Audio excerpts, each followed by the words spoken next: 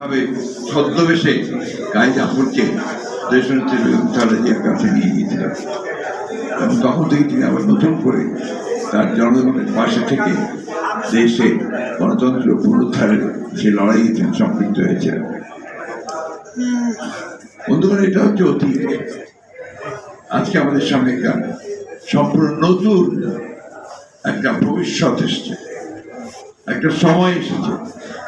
আমাদের মাঝে একটা বিপ্লবের পরে মানুষের মধ্যে একটা নতুন আশা সঞ্চারিত হয়েছে। আমরা অতীতের সমস্ত জঞ্জালগুলোকে দূরে ফেলে দিয়ে নতুন করে আমাদের দেশকে তৈরি করব, এবং সেটা এই সম্ভাবনা দেখিয়েছে আমাদেরকে আমাদের তরুণেরা, আমাদের যুবকেরা, আমাদের ছেলেরা। অসম্ভবকে সম্ভব করেছে তারা। আমরা 15 বছর ধরে যে লড়াই সংগ্রাম করেছি, এখানে আমরা সবাই আছি, আমরা সেই একই কারণে সংগ্রাম করেছিলাম, লড়াই করেছিলাম যে ভয়াবহ ফ্যাসিস্ট শক্তি বাংলাদেশের উপর চেপে বসেছে, তাকে সরিয়ে সত্যিকার একটা গণতান্ত্রিক একটা রাষ্ট্র নির্মাণ করা, কল্যাণমূলক রাষ্ট্র নির্মাণ করা, মানুষের বসবাসের জন্য যোগ্য সমাজ নির্মাণ করা। সেই লক্ষ্যে আমরা 15 বছর ধরে লড়াই করছি। এর মধ্যে আমাদের অনেক বন্ধু, অনেক সহকর্মী প্রাণ দিয়েছে। আমাদের প্রায় 800 মতো নেতা কর্মী তারা গুম হয়ে গেছে।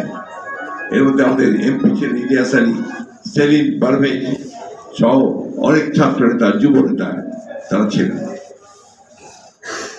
আমাদের প্রায় 2000-এর মতো নেতা কর্মীকে গুলি করে হত্যা করা হয়েছে। 1,45,000 মামলা করা হয়েছে আমাদের 60 লক্ষ মানুষের বিরুদ্ধে 15 বছরে। আমার মনে হয় বিএনপির একটা মানুষও খুঁজে পাওয়া যাবে না যার বিরুদ্ধে মামলা নেই, সেই ইউনিয়ন পর্যায় থেকে শুরু করে একেবারে কেন্দ্র পর্যন্ত।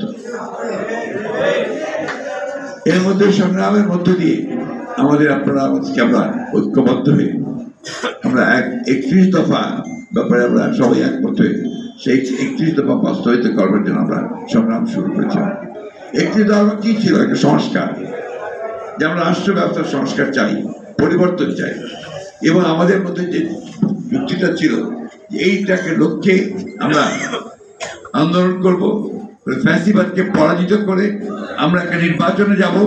সেই নির্বাচনে আমরা আবার ঐক্যবদ্ধ হয়ে আমরা অবশ্যই 31 দফাকে বাস্তবায়িত করব। এই ব্যাপারে কিন্তু আমাদের মধ্যে কোনো দ্বিমত ছিল না, আমরা একসাথে আন্দোলন করেছি। আপনারা সবাই জানেন যে সেই আন্দোলনে কিভাবে আমাদের নেতা কর্মীরা নির্যাতিত হয়েছেন, নিগৃহীত হয়েছেন, নিহত হয়েছেন।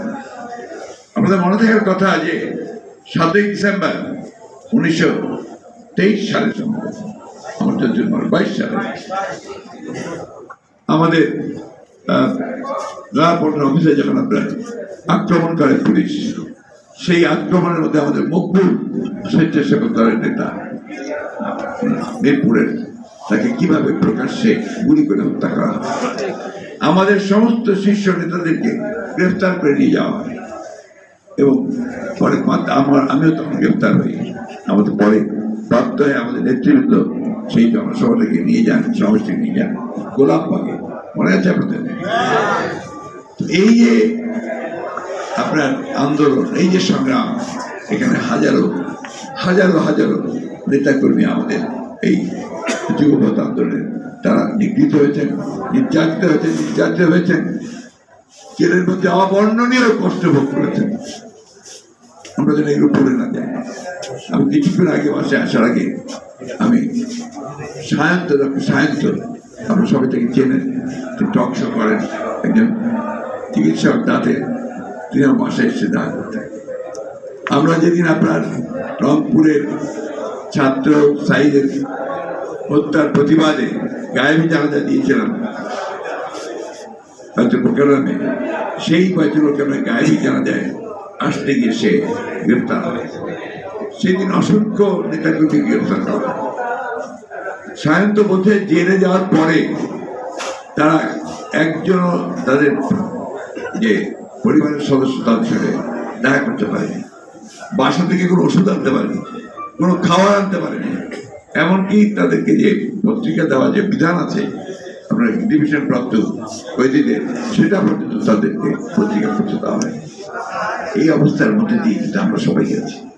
আমাদের শীর্ষ নেতা একজন বাকি নেই যে বহুবার কারাগারে না গেছে। আমাদের সবচেয়ে বড় নেতা আমাদের দেশের বেগম খালেদা জিয়া, তিনি মিথ্যা মামলায় 6 বছর তিনি কারাগারে ছিলেন। আমাদের তারেক রহমান সাহেব নির্বাসিত আছেন, এরকম অসংখ্য মামলা। সেইটাকে প্রেক্ষিতে, এই আন্দোলনের প্রেক্ষিতে ছাত্ররা যখন কোটা আন্দোলন শুরু করেছে, সেই সময় থেকে এই আন্দোলন ছাত্ররা তারা মোবিলাইজড হয়েছে এবং এটাকে জনগণের আমরা সমর্থন দিয়েছি, সহায়তা করেছি। একটা চূড়ান্ত আন্দোলনের পদ্ধতিতে জনগণের যে প্রত্যাশা, সেই প্রত্যাশাকে পূরণ করবার জন্য তারা একটা অবস্থা তৈরি করেছে। রাজনীতিবাদের নায়ক শেখ হাসিনা পালিয়ে গেছে, তাদের যারা দোষর তারা অনেকে পালিয়ে গেছে, অনেকে লুকিয়ে আছে।